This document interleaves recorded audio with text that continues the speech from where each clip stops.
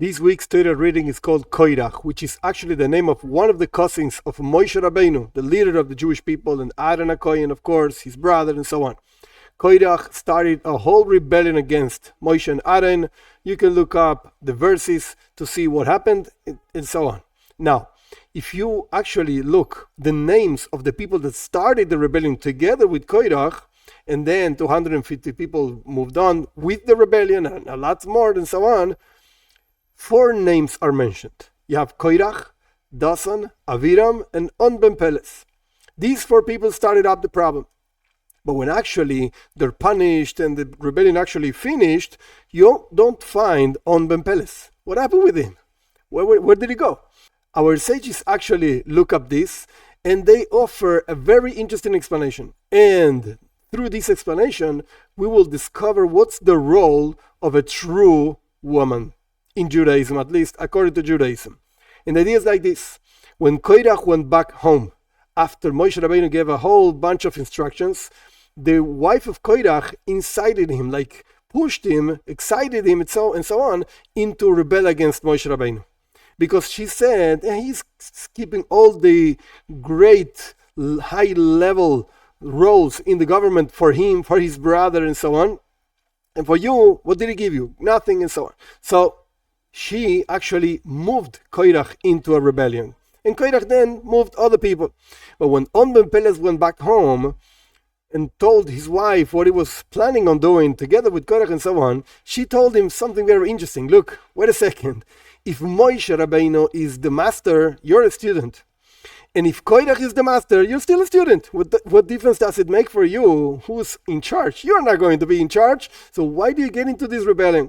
And she actually gave him to drink wine. He went to sleep and she stood up outside her tent while her husband was sleeping inside without her hair covering, and anyone that wanted to actually go look for On ben Peles saw this woman over there standing without the covering of the hair and moved away.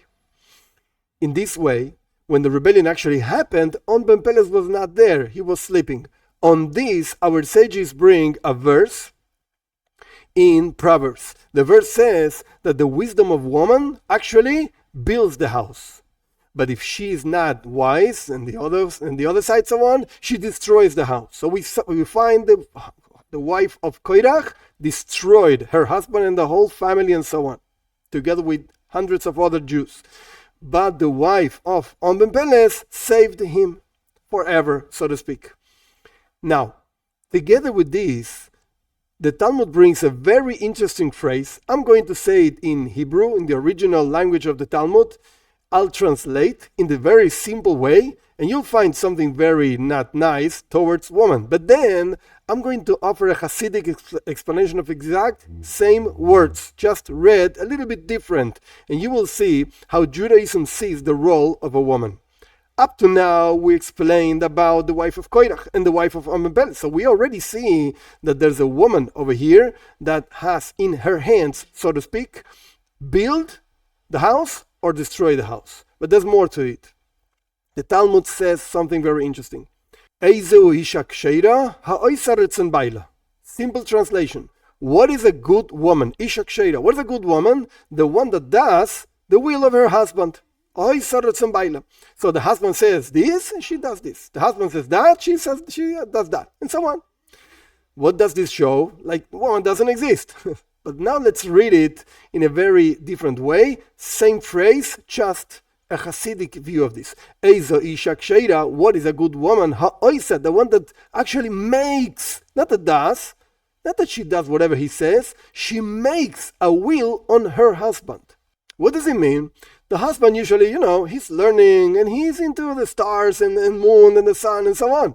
The woman has the feet on the ground. And she knows exactly what the house really needs, what the children need, what the husband needs. So what is a good woman? The one that is capable of making her husband want what she really knows, because she has wisdom to build the house, what she really knows that the household actually needs. So that's the way we find in this particular reading, which is not such a happy reading because lots of people die and rebellions and so on.